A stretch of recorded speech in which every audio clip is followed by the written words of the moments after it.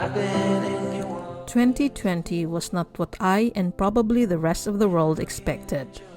When the government imposed travel bans, we cancelled our pre-booked plans abroad. To abide by these restrictions, we did not venture far. We stayed out of the crowded cities and developed an interest in nature hiking. In this video, I'm going to show you some interesting and scenic spots we visited in southern Black Forest.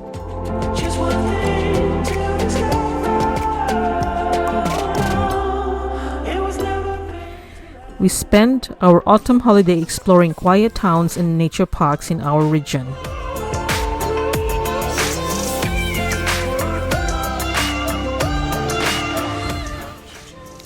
It was literally pouring when we left home, and the rain did not stop until we reached our destination, the town of Triberg, home to the world's biggest and smallest cuckoo clocks, the Black Forest Museum, all of which we were unable to visit since it's literally raining cats and dogs, and of course, it is also the home of Germany's highest waterfalls, the Triberger Wasserfälle.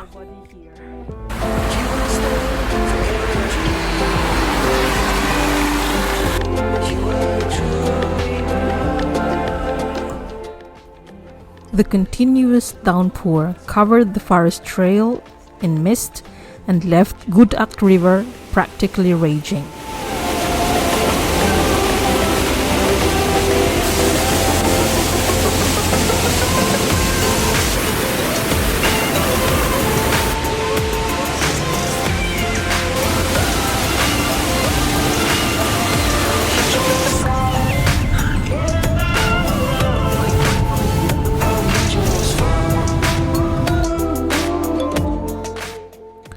We finally arrive at our hotel, the Landhaus der Häusle Ochsen, before the sun sets.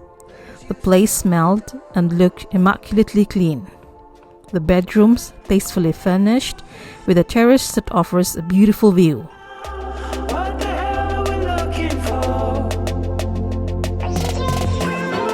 This family-run hotel features a spa, an indoor pool, and a restaurant that serves good local foods.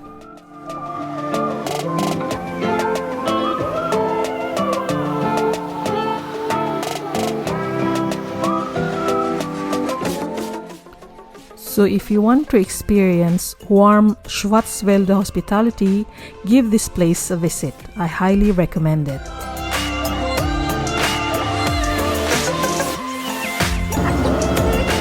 After a filling breakfast, our road trip continues, traveling to an almost empty road from our hotel to the next destination, stopping at some scenic spots along the way. Lake TTC is a famous holiday destination in the region, and to accommodate visitors, countless hotels, guest houses, and restaurants are sprawled across the area. The place could get very busy and crowded. However, a short walk away are quiet little corners where people can chill out and relax. We found such a spot where we spent the rest of our morning soaking up vitamin D.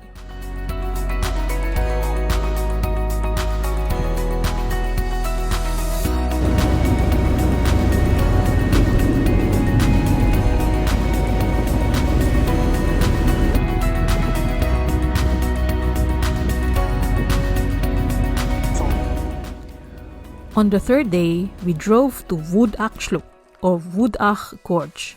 A gorge is described as a narrow valley between hills or mountains with rocky walls and a stream or river running through it.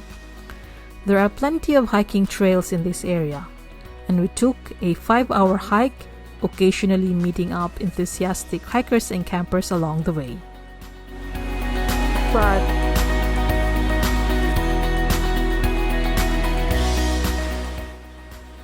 Some part of the trail could get wet and slippery, especially after the rain, so a good pair of sturdy shoes or hiking boots is highly advisable.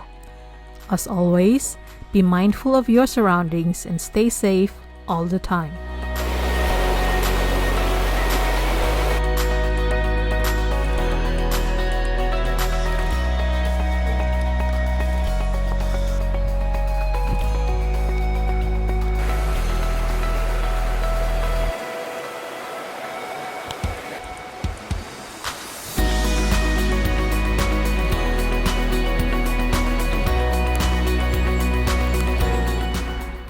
The weather was dreary on the next day, so to keep ourselves warm and out of the rain, we spent the entire morning exploring every nook and cranny of the German Clock Museum in Fort Wangen.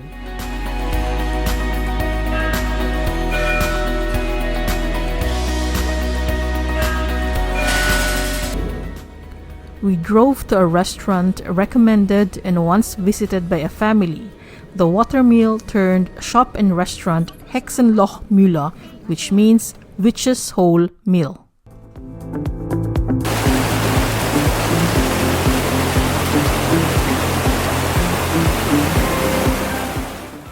Albeit being touristy, the foods we ate at this place are pretty tasty and reasonably priced. Hexenlochmühle is located in a rather picturesque valley, and there are a lot of hiking trails visitors can follow.